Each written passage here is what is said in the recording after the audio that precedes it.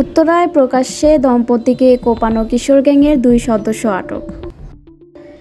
রাজধানীর উত্তরায় 7 নম্বর সেক্টরে প্রকাশ্যে এক দম্পতিকে কুপিয়েছে কিশোর গ্যাংয়ের সদস্যরা।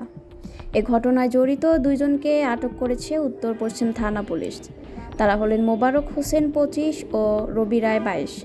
সোমবার রাত 10:30টার দিকে এই ঘটনা ঘটে।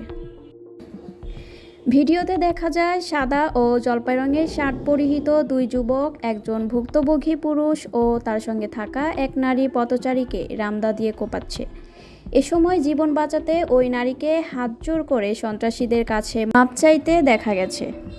এক পর্যায়ে স্থানীয়রা কিশোর গ্যাংয়ের 2 সদস্যকে ধরে গণপিটুনি দিয়ে পুলিশের হাতে তুলে দেয় স্থানীয় জনতা।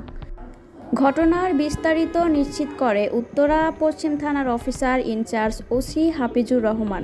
বলেন, এ ঘটনায় 2 জনকে আমরা আটক করেছি। ভুক্তভোগীরা হাসপাতালে চিকিৎসা নিচ্ছেন। মামলা দায়ের প্রস্তুতি চলছে।